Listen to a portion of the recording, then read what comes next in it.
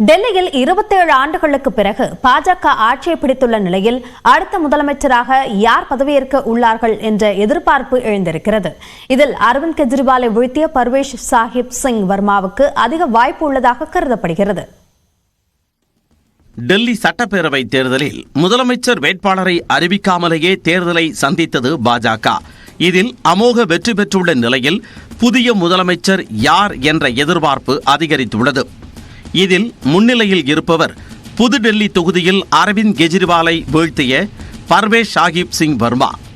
முன்னாள் முதலமைச்சர் சாஹிப் சிங் வர்மாவின் மகனான பர்வேஷ் வர்மா மேற்கு டெல்லி தொகுதியில் இருந்து நாடாளுமன்றத்திற்கு 2 முறை தேர்வு செய்யப்பட்டவர். மிகவும் அறியப்பட்ட ஜாட் இன தலைவரான பர்வேஷ் வர்மா டெல்லி பாஜகவில் மிகவும் பிரபலமானவர். அரவிந்த் கெஜ்ரிவாலை வீழ்த்தியது அவருக்கான வாய்ப்பை அதிகரிக்க செய்துள்ளது. குடியுரிமை திருத்த சட்டம், தேசிய குடிமக்கள் பதிவேடு, தேசிய மக்கள் தொகை பதிவேடு ஆகியவற்றுக்கு எதிராக போராட்டம் நடைபெற்ற போது பாஜக ஆட்சிக்கு வந்தால் 1 மணி நேரத்தில் போராட்டக்காரர்கள் வெளியேற்றப்படுவார்கள் என்று தெரிவித்தது சர்ச்சையை ஏற்படுத்தியது. ரோகிணி தொகுதியில் வெற்றி பெற்றுள்ள விஜயேந்தருக்கு வாய்ப்பு உள்ளது. தொடர்ந்து 3வது முறையாக இந்த தொகுதியை தக்க வைத்த விஜயேந்தர் குப்தா டெல்லி பாஜக தலைவராக பதவி வகித்துள்ளார்.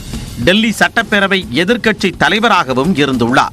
ரஜோரி கார்டன் தொகுதியில் வெற்றி வாகை சூடிய மஜிந்தர் சிங் சிர்சாவும் முதலமைச்சர் பதவிக்கான போட்டியில் உள்ளார். சிரோன்மணி அகாலிதளம் கட்சியில் இருந்த அவர் 2019ஆம் ஆண்டில் பாஜகவில் இணைந்தார். பஞ்சாபில் ஆம் ஆத்மியை வீழ்த்தும் நோக்கில் மஜிந்தர் சிங் சிர்சாவை முதலமைச்சராக்க வாய்ப்பு உள்ளதாக கருதப்படுகிறது. டெல்லி முன்னாள் முதலமைச்சர் மதன்லால் குரானாவின் மகன் ஹரீஷ் குரானாவும் போட்டியில் உள்ளார். டெல்லி பாஜகவில் பல்வேறு பொறுப்புகளை வகித்துள்ள அவர் செய்தி தொடர்பாளராகவும் செயல்பட்டுள்ளார். மறைந்த முன்னாள் மத்திய அமைச்சரும் டெல்லி முன்னாள் முதலமைச்சருமான சுஷ்மா ஸ்வராஜின் மகள் பன்சுராஜ் ஸ்வராஜுக்கு முதலமைச்சர் பதவிக்கான வாய்ப்பு இருப்பதாக கருதப்படுகிறது. புதுடெல்லி மக்களவை தொகுதியில் முதல் முறையாக கடந்த ஆண்டு வெற்றி பெற்று நாடாளுமன்ற உறுப்பினராக செயல்பட்டு வருகிறார். முன்னாள் மத்திய அமைச்சர் ஸ்மிருதி இரானிக்கும் வாய்ப்பு இருப்பதாக கூறப்படுகிறது. இந்த தேர்தலில் போட்டியிட வாய்ப்பு கிடைக்காவிட்டாலும் பாஜகவின் தேர்தல் பிரச்சாரத்தில் முக்கிய பங்கு வகித்தார். இதன் மூலம் முதலமைச்சர் பதவிக்கான போட்டியில் இடம் பிடித்துள்ளார்.